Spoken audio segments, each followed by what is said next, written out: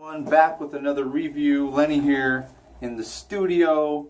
I'm reviewing the Brooks GTS 17 version, and I must say it's been a fun little ride. I've run 40 miles in this shoe, and the reason why I'm doing this shoe is because the first Brooks Adrenaline that I did, I only ran like one time in it.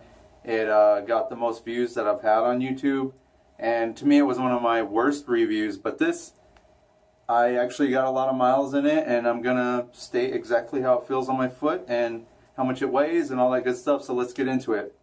And when I first started running this shoe, I definitely felt the firmness of it. It's definitely a weightier shoe. I know it is. I haven't weighed it yet, but I'm definite on the fact that it's heavier, but it does have nice cushioning around the collar. And I didn't really feel the weight because most of the weight to me is in the upper. And there's a lot of overlays, a lot of thickness around this area. And it's a 12 millimeter heel to toe drop. And the reason why I'm trying support shoes, because I'm into well cushioned shoes. I'm into the max cushion craze right now. But the reason why I'm trying some support shoes is because I did a movement profile, which is actually gait analysis at work.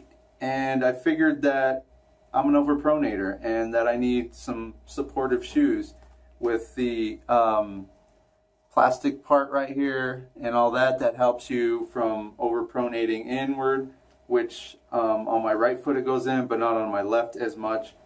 So yeah, I mean, I started running in this shoe, and the durability is pretty good. 40 miles. I think the only wear is up here. These pods look still pretty good to go.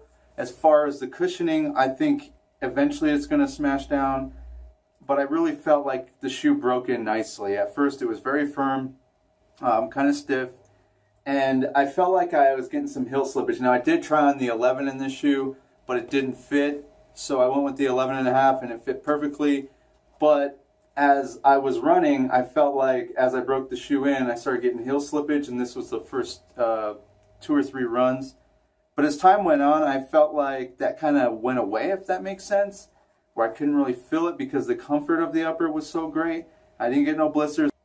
So maybe on the first couple runs I had a little bit of a hot sole, but that's about it. Nothing too crazy, nothing that made me feel too uncomfortable.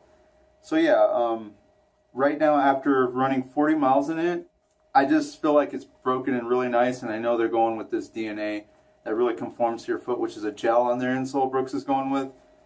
And to me it really conformed to my foot after a while, and it really felt comfortable, but I feel like the cushioning would just break down, and I don't feel like it's enough or as soft enough for me, but I do need a supportive shoe.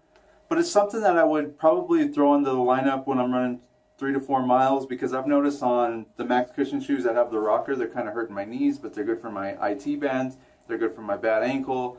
The supportive shoes are super good for my knees. My knee pain went away almost instantly, and pretty good on my ankles.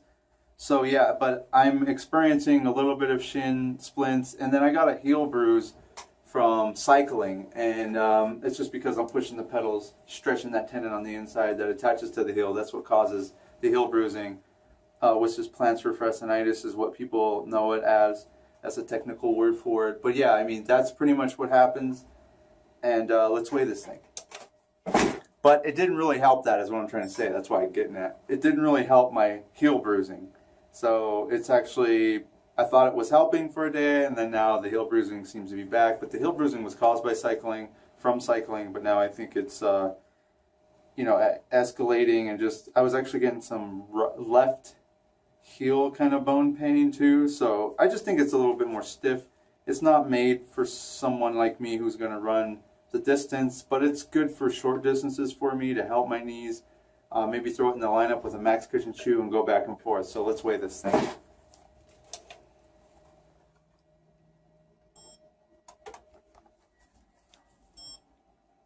Woo! 12.2 ounces.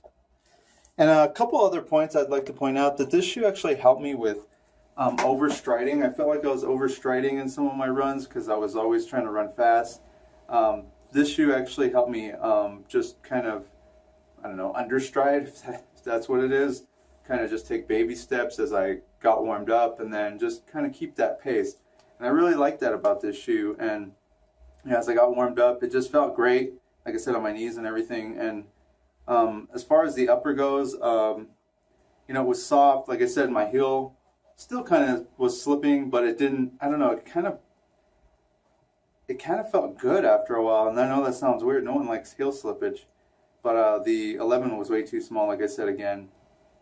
But yeah, overall, from my previous review of the Brooks Adrenaline, this is the 17. The previous one was a 16, of course. So 40 miles in this shoe, just a little too stiff for me. I love the support, help my knees.